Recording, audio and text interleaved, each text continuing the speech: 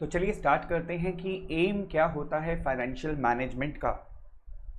इससे पहले ये समझना बहुत ज़रूरी है कि बिजनेस फाइनेंस क्या होता है। बिजनेस फाइनेंस का मतलब है the amount of money required to carry out business activities, यानी कि आप जो भी बिजनेस स्टार्ट करने वाले हैं उसको चलाने के लिए जो अमाउंट आपको चाहिए, जो पैसा आपको चाहिए, उसको हम बोलते हैं बिजनेस फाइनेंस। किस किस चीज़ के लिए ज़रूरत होती है इसकी? To establish, run, modernise, expand, diversify a business. यानी बिजनेस फाइनेंस की जो ज़रूरत होती है वो बिजनेस को एस्टैब्लिश करने के लिए, रन यानी उसको चलाने के लिए, मॉडर्नाइज यानी नई टेक्निक्स को अडॉप्ट करने के लिए, बिजनेस को एक्सपेंड करने के लिए अगर आप दूसरी प्रोडक्ट लाइन में शिफ्ट करना चाहते हैं या डाइवर्सिफाई करना चाहते हैं, कोई नया बिजनेस स्टार्ट करना चाहते हैं, इन सब के लिए क्या चाहिए होता है? Business finance.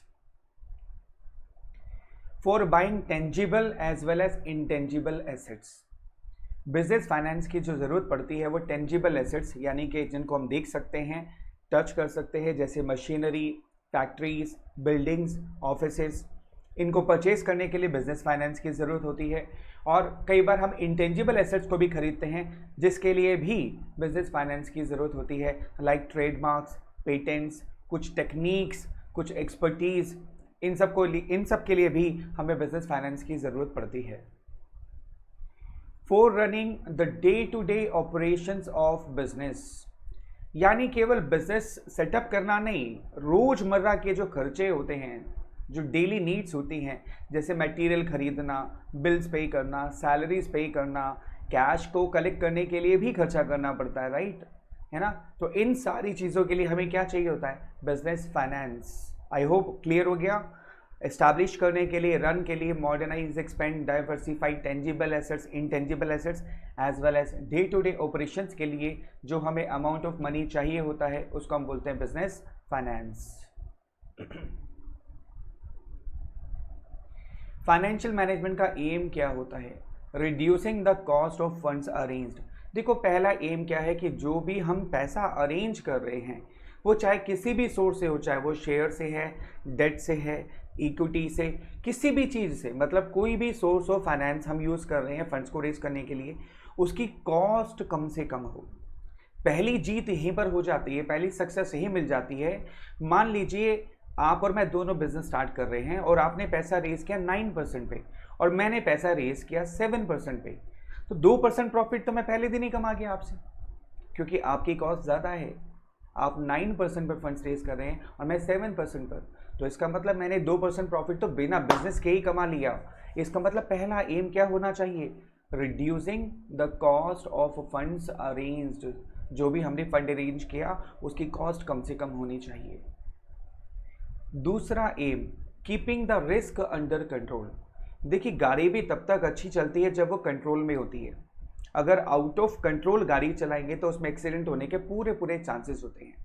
सेम बिजनेस है, रिस्क बिजनेस के साथ जुड़ा हुआ है, लेकिन अगर हम कैलकुलेटेड रिस्क लें और बेनिफिट को कंपेयर करके रिस्क लें तो हम बिजनेस को कंट्रोल में चला सकते हैं। यानी अगर बिजनेस में मुनाफा ज़्यादा है तो ही ज़्यादा रिस्क लेने का फ़ायदा है।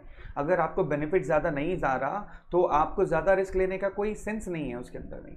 तो रिस्क को हमेशा कंट्रोल में रख के चलना चाहिए और हमें रिस्क वहाँ तक लेना चाहिए कि अगर लॉस हो भी जाए तो हम उसको बियर कर सकें। Is that clear? तो पहला एम क्या था? कॉस्ट ऑफ फंड्स रिड्यूस करना। दूसरा, keeping the risk under control. Next आता है to ensure availability of enough funds whenever required and avoiding idle finance. यानी कि जब भी हमें फंड्स की ज़रूरत हो, क्योंकि हम फाइनेंस की बात कर रहे हैं यहाँ पर, हमें फंड्स की कभी भी ज़रूरत पड़े तो हमारे पास अवेलेबल होना चाहिए। और ऐसा भी नहीं होना चाहिए कि हमारे पास फंड्स बेकार पड़े हैं। आइडल फाइनेंस का मतलब है कि आपके पास पैसा तो पड़ा है, वो कोई यूटिलाइज नहीं हो रहा, उससे कोई आपको रेवेन्यू नहीं मिल रहा, कोई गेन नहीं हो रहा। Is that clear? तो फंड्स को इस तरीके से मैनेज करना है कि ना तो आपको कभी आइडल फाइनेंस लगे कि आपके पास बेकार पड़ा है, और कभी भी आपको ज़रूरत हो तो आप उस फंड्स को यूज़ भी कर सकें। इस तरीके से उसको यूज़ करना, यही फाइनेंशियल मैनेजमेंट का एम होता है। यानी कि राइड करना, RIDE। यानी अगर आप बिजनेस को राइड करना चाहते हैं तो आपको फाइनेंशियल मैनेजमेंट के एम को पूरा करना होगा।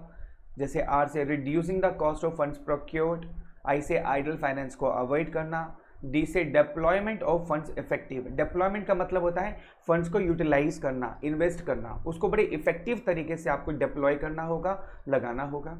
और ई से ensure availability of enough funds, यानी जब भी आपको एक्सपेंशन के लिए, रन के लिए, मॉडर्नाइज के लिए, day to day business operation के लिए आपको फंड्स की ज़रूरत है तो आपके पास वो फंड्स अवेलेबल होने चाहिए। This is called the aim of financial management, right? Very simple. चलिए, डन, टेक केयर।